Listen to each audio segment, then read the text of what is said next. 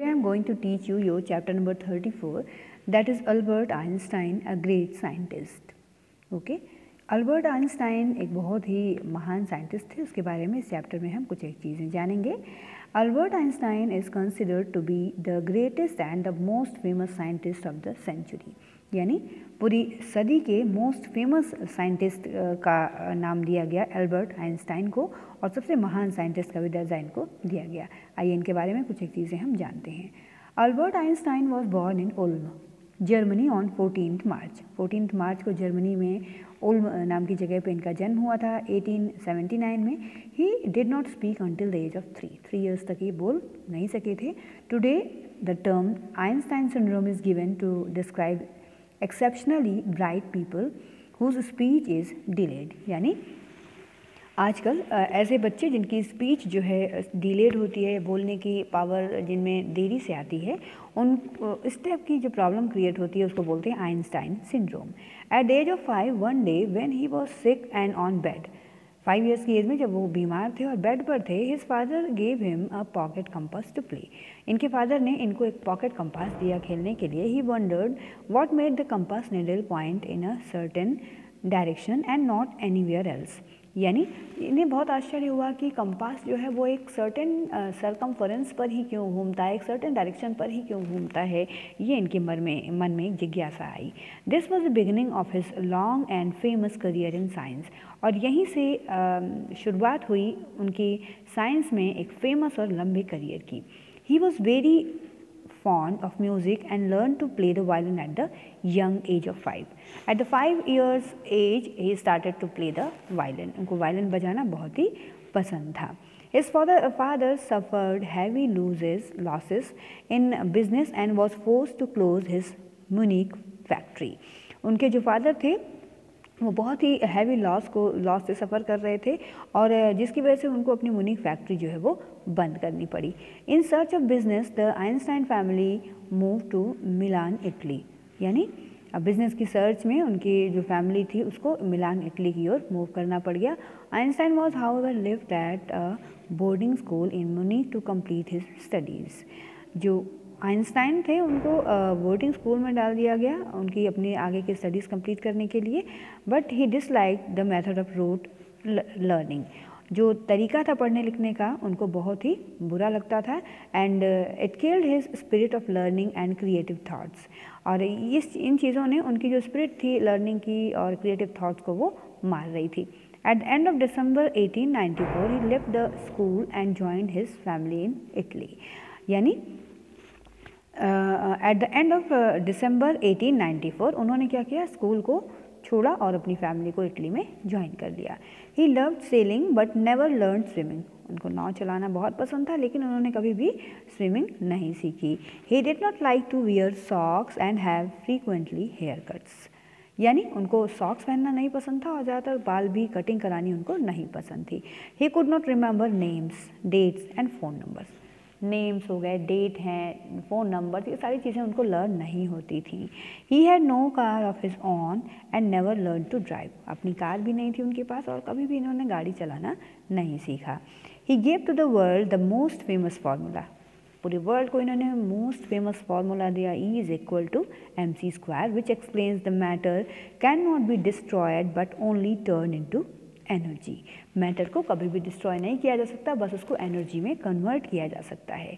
This formula led to the creation of the atom bomb, और इसी फार्मूले से बनाया गया atom bomb. He never favoured laboratory experiments but churned out ideas from thinking, कभी भी लेबोरेटरी एक्सपेरिमेंट करने में इन्होंने बिलीव नहीं किया, बल्कि इनका सोचना था कि सोच करके ही हम जो है आइडियाज़ को निकाल सकते हैं। The general theory of relativity was Albert Einstein master work, उनका मास्टर वर्क क्या था, general theory of relativity. It brought Einstein a lot of attention from all over the world, और इस थियोरी से पूरे संसार का जो अटेंशन था वो इनकी ओर गया। He started touring the world and begin speaking in front of thousands of people, पूरे संसार भर में इन्होंने घूमना शुरू किया और हज़ारों लोगों के सामने इन्होंने बोलना भी शुरू किया। Surprisingly he did not get the Nobel Prize for his master work इनको कोई भी इनके नोबेल प्राइज़ के लिए जो है इनके मास्टर वर्क के लिए कोई भी नोबेल प्राइज़ इनको नहीं दिया गया, but for the discovery of the law of the photoelectric effect in physics. He didn't get the Nobel Prize for his masterwork but for the discovery of the law of photoelectric effect. इनको law of the photoelectric effect पर जो इसकी discovery इन्होंने की, इसके लिए इन्हें 1921 में नोबेल प्राइज़ दिया गया फिजिक्स के फील्ड में. He wrote a support letter to American president Franklin D Roosevelt encouraging him to develop an atomic bomb. उन्होंने जो अमेरिका के उस समय के प्रेसिडेंट थे फ्रैंकलिन डी रूजवेल्ट, उनको एक लेटर लिखा कि क्यों ना हम एक एटॉमिक बम बनाएं. And during the World War II, before German dictator Adolf Hitler does the same. और क्या हुआ कि सेकेंड वर्ल्ड वॉर जब चल रहा था तो जर्मन डिक्टेटर जो थे एडोल्फ हिटलर, उन्होंने एटॉमिक बम बना लिया. The US became the only country to successfully develop under nuclear weapons and also the only country to use them against the Japanese cities. US पहला ऐसा country बना जिसने successfully develop किया nuclear weapon और उसको apply भी कर दिया किस कंट्री के ऊपर, जापान के ऊपर. और वो जो 2 शहर थे जापान में जिनका नाम था हिरोशिमा और नागासाकी, 6 अगस्त 1945 को उन्होंने एटम बम से उसके ऊपर अटैक कर दिया. 9 अगस्त 1945 को Japan surrender and and the second world war. और उसके बाद 9 अगस्त 1945 को जापान ने सरेंडर कर दिया और सेकेंड वर्ल्ड वॉर का यहीं पे अंत हो गया.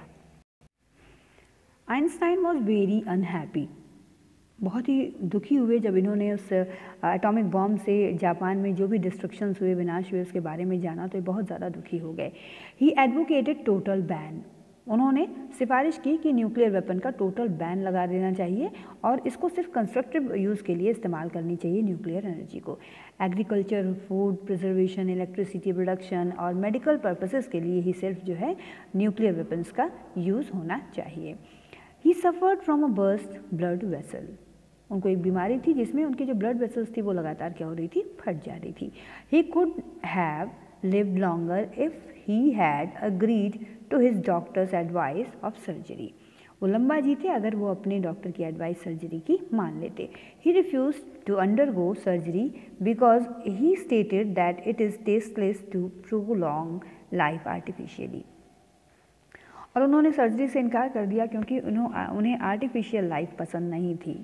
उनको लगा कि अगर हमारे शरीर के अंदर कोई छेड़छाड़ हो जाएगी, आर्टिफिशियली कोई चीज़ प्लान कर दी जाएगी, तो फिर ऐसी लाइफ मुझे नहीं चाहिए. He thought and wished that people should be respected for their contribution to human welfare and not for their nationality and origin. उनका सोचना था कि लोगों का जो सम्मान है वो सिर्फ उनके योगदान के लिए होना चाहिए, जो ह्यूमन वेलफेयर के लिए उसने किसी पर्सन ने किया हो, उसकी राष्ट्रीयता या उसने कहाँ से जन्म लिया है उसकी बेसिस पे उसका जो है सम्मान नहीं होना चाहिए. He once said if my relativity theory is proved right. अगर मेरी रिलेटिविटी थियोरी सही साबित होती है तो जर्मन मुझे जर्मन बुलाना पसंद करेंगे, स्विस मुझे स्विस कहना पसंद करेंगे, फ्रेंच मुझे ग्रेट साइंटिस्ट बुलाएंगे. But if my relativity theory is proved wrong, अगर रॉन्ग हो जाती है तो French will call me Swiss. कोई मुझे अपनी नागरिकता देने के लिए तैयार नहीं होगा. लोग बताना नहीं चाहेंगे कि मैं किस ओरिजिन से हूँ. He died in 1955. 1955 में इनकी मौत हो गई. The pathologist Thomas Harvey at Princeton Hospital removed his brain while conducting the autopsy. यानी जब ऑटोप्सी हो रही थी तो जो थॉमस हार्वे थे प्रिंसटन हॉस्पिटल में, उन्होंने इनके ब्रेन को रिमूव कर लिया. And he kept it for over 40 years. 40 years तक इन्होंने इनके ब्रेन को अपने पास रखा. ही रिटर्न इट इन 1998. 1998 में इन्होंने इसको रिटर्न किया. Einstein's brain was dissected into 240 blocks. 240 blocks में इनके ब्रेन को कट किया गया और जब उसकी मेज़रमेंट की गई तो ये हर मेज़रमेंट एटलीस्ट 1 क्यूब सेंटीमीटर के आसपास आई. फॉर फर्दर रिसर्च के लिए इसको भेज दिया गया. Researchers suggested that Einstein's brain had a high number of glial cells पर न्यूरॉन. ग्लायल सेल्स पर न्यूरॉन उनके अंदर बहुत बड़ी मात्रा में, बहुत बड़े नंबर में थी, जिसकी वजह से उनकी जो सोचने की एबिलिटी थी वो और कंसेप्चुअल स्किल्स थे वो अनबिलीवेबल थे, वो बहुत ही अद्भुत थे। 6 small portions of Einstein's brain are displayed in the Mutter Museum in Philadelphia USA में इनके 6 small portions जो इनके ब्रेन के थे उसको सेफली रखा गया है। He was highly influenced by Mahatma Gandhi's concept of non-violence and सत्याग्रह। महात्मा गांधी का जो नॉन वायलेंस और सत्याग्रह का कानून था वो उन्हें बहुत प्रभावित किया। And on the occasion of Mahatma Gandhi 17th birthday he said, उनके बर्थडे पे इन्होंने कहा कि generation to come will scarce believe that such a one as this ever in flesh and blood walked upon this earth. यानी इस तरह के जो लोग हैं वो हाड़ मांस के बने लोग इस पृथ्वी पर बहुत कम पैदा होते होंगे।